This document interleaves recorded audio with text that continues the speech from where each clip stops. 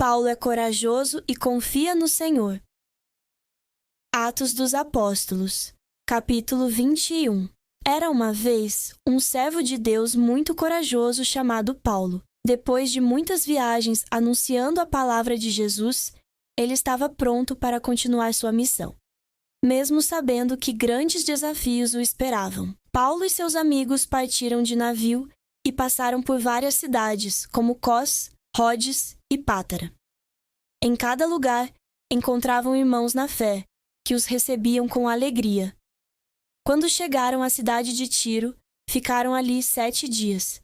Os discípulos daquela cidade, movidos pelo Espírito Santo, pediram a Paulo que não fosse a Jerusalém, pois sentiam que algo ruim poderia acontecer. Mas Paulo sabia que precisava seguir a vontade de Deus.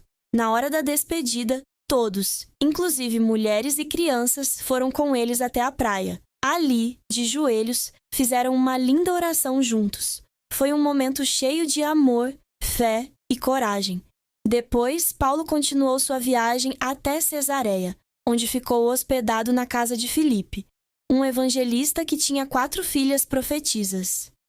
Durante a estadia, chegou um profeta chamado Ágabo. Ele pegou o cinto de Paulo e, amarrando os pés e as mãos, disse que o dono daquele cinto seria preso em Jerusalém. Mesmo com esse aviso, Paulo respondeu com firmeza: Eu estou pronto não só para ser preso, mas até para morrer por Jesus.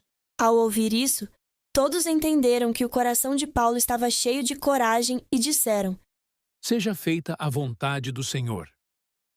Chegando a Jerusalém, os irmãos receberam Paulo com alegria. No dia seguinte, ele visitou Tiago e os anciãos e contou tudo o que Deus estava fazendo entre os povos pagãos. Todos ficaram muito felizes, mas também estavam preocupados com os boatos que diziam que Paulo estava ensinando coisas contra a lei de Moisés.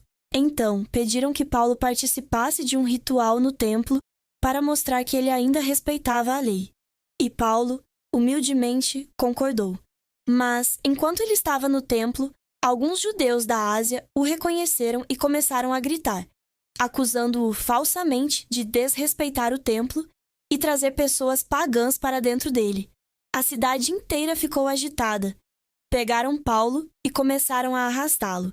Foi então que os soldados romanos chegaram e o prenderam com correntes, para protegê-lo da multidão furiosa.